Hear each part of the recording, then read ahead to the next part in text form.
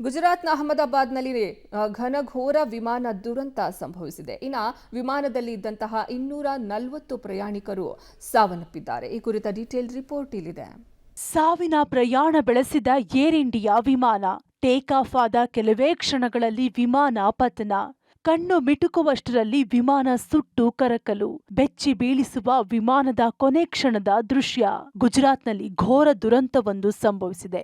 Take off ಆದ ಕೆಲವೇ ಕ್ಷಣಗಳಲ್ಲಿ ಏರ್ ಇಂಡಿಯಾ ವಿಮಾನ ಅಹಮದಾಬಾದ್ನಲ್ಲಿ ಪತನಗೊಂಡಿದೆ. ಕ್ಷಣಾರ್ಧದಲ್ಲಿ ಫ್ಲೈಟ್ ಹೊತ್ತಿ ಉರಿದಿದೆ.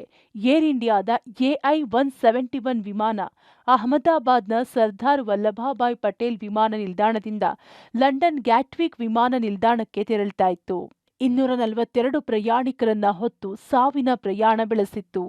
ರನ್ವೇಯಿಂದ ಟೇಕ್ ಆಫ್ ಆದ ಕೆಲವೇ ಸೆಕೆಂಡುಗಳಲ್ಲಿ ಪತನಗೊಂಡು ಸ್ಫೋಟಗೊಂಡಿದೆ.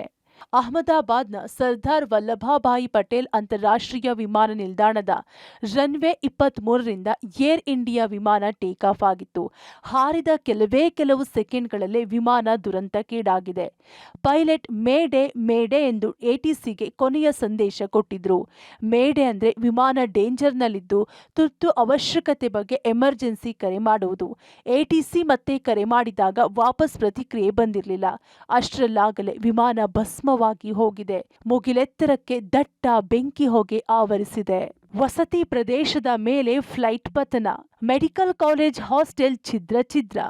ಟೇಕ್ ಆಫ್ ಆದ ಏರ್ ಇಂಡಿಯಾ ವಿಮಾನದ ಇಂಜಿನ್ನಲ್ಲಿ ತಾಂತ್ರಿಕ ದೋಷ ಕಾಣಿಸಿಕೊಂಡಿದ್ರಿಂದ ಜನವಸತಿ ಪ್ರದೇಶದ ಮೇಲೆ ವಿಮಾನ ಪತನವಾಗಿದೆ. ಇನ್ನು ಮೇಘಾನಿ ನಗರದಲ್ಲಿ ವಿಮಾನ ನೆಲಕ್ಕಪ್ಪಳಿಸುತ್ತಿದ್ದಂತೆ ಭಾರೀ ಸ್ಫೋಟ ಸಂಭವಿಸಿ ವಿಮಾನದ ಅವಶೇಷಗಳು ಚೆಲ್ಲಾಪಿಲ್ಲಿಯಾಗಿದ್ವು. ಜೊತೆಗೆ ಎಲ್ಲಂದರಲ್ಲಿ ಪ್ರಯಾಣಿಕರ ಮೃತದೇಹಗಳು ಬಿದ್ದಿವೆ. 12 ಸಿಬ್ಬಂದಿ ಸೇರಿದಂತೆ 242 ಪ್ರಯಾಣಿಕರು ಈ ಫ್ಲೈಟ್ನಲ್ಲಿದ್ದರು. ಇದರಲ್ಲಿ 169 ಭಾರತೀಯರು, 53 UK ಪ್ರಯಾಣಿಕರು, ಪೋರ್ಚುಗೀಸ್ ದೇಶದ 7, ಓರ್ವ ಕೆನಡಿಯನ್ ವಿಮಾನದಲ್ಲಿದ್ದರು. ಗುಜರಾತ್ ಮಾಜಿ ಸಿಎಂ ವಿಧಿವಶ. ವಿಜಯ್ ರೂಪಾನಿ ದುರ್ಮರಣ. ಇನ್ನು ಈ ಘೋರ ದುರಂತದಲ್ಲಿ ಗುಜರಾತ್ ಮಾಜಿ ಸಿಎಂ ವಿಜಯ್ ರೂಪಾನಿ ಕೂಡ ಪ್ರಯಾಣ ಬೆಳೆಸಿದ್ರು. ಅಹಮದಾಬಾದ್ನಿಂದ ಲಂಡನ್ನಲ್ಲಿರೋ ತಮ್ಮ ಮಗಳ ಮನೆಗೆ ತೆರಳಲು ಫ್ಲೈಟ್ ಹತ್ತಿದ್ರು.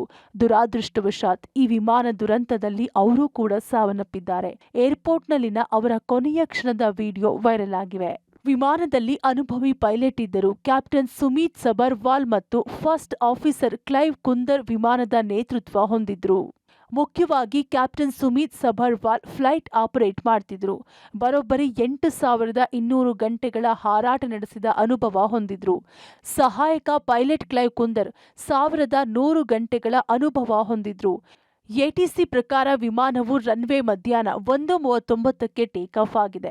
ಕೆಲವೇ ಕ್ಷಣಗಳಲ್ಲಿ ಮೆಡಿಕಲ್ ಕಾಲೇಜಿನ ಹಾಸ್ಟೆಲ್ ಕಟ್ಟಡಕ್ಕೆ ಅಪ್ಪಳಿಸಿ ಪತನಗೊಂಡಿದೆ.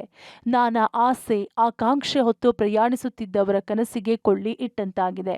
ವಿಮಾನ ಪ್ರತಿ ನಿಮಿಷಕ್ಕೆ 475 ಅಡಿಗಳಷ್ಟು ಕೆಳಗೆ ಬೀಳುತ್ತಿತ್ತು.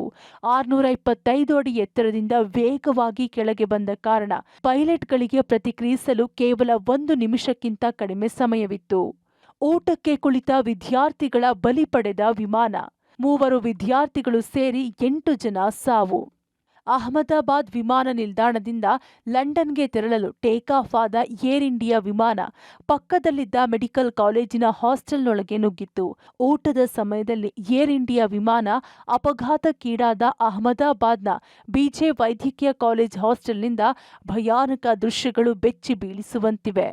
ಮಧ್ಯಾಹ್ನ 1:30 ಸುಮಾರಿಗೆ ಈ ಅಪಘಾತ ಸಂಭವಿಸಿದ್ರಿಂದ ಹಾಸ್ಟೆಲ್ನಲ್ಲಿ MBBS ವಿದ್ಯಾರ್ಥಿಗಳು ವೈದ್ಯರು ಊಟಕ್ಕೆ ಕುಳಿತಿದ್ರು. ಆದರೆ ಊಟಕ್ಕೆ ಕುಳಿತ 3 ವಿದ್ಯಾರ್ಥಿಗಳು ಪ್ರಾಣ ಕಳೆದುಕೊಂಡಿದ್ದಾರೆ.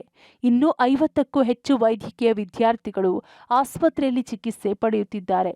ಅವರಲ್ಲಿ ಹಲವರ ಸ್ಥಿತಿ ಗಂಭೀರವಾಗಿದೆ. ಒಟ್ಟು 8 ಜನ ಮೃತಪಟ್ಟಿರೋ ಮಾಹಿತಿ ಇದೆ. ವೈದ್ಯರಾಗುವ ಕನಸು ಹೊತ್ತು ಬಂದಿದ್ದ 50ಕ್ಕೂ ಹೆಚ್ಚು ವೈದ್ಯಕೀಯ ವಿದ್ಯಾರ್ಥಿಗಳು ಈ ವಿಮಾನ ಅಪಘಾತದಿಂದ ಸಾವು ಬದುಕಿನ ನಡುವೆ ಹೋರಾಡುತ್ತಿದ್ದಾರೆ. ಡೈನಿಂಗ್ ಹಾಲ್ನಲ್ಲಿ ಚೆಲ್ಲಾಪಿಲ್ಲಿಯಾಗಿ ಬಿದ್ದ ಅನ್ನ, ತಟ್ಟೆಗಳು, ಅಡುಗೆ ಮನೆಯಲ್ಲಿ ಚೆಲ್ಲಿದ ಊಟ, ತುಂಡಾಗಿ ಬಿದ್ದ ಟೇಬಲ್ಗಳು, ಹೀಗೆ ಆ ಹಾಸ್ಟೆಲ್ ಈಗ ಸಂಪೂರ್ಣ ಧ್ವಂಸವಾಗಿದೆ. ದುರಂತ ಸ್ಥಳ ಪರಿಶೀಲಿಸಿದ ಅಮಿತ್ ಶಾ ಆಸ್ಪತ್ರೆಗೆ ತೆರಳಿ ಗಾಯಾಳುಗಳ ಆರೋಗ್ಯ ವಿಚಾರಣೆ.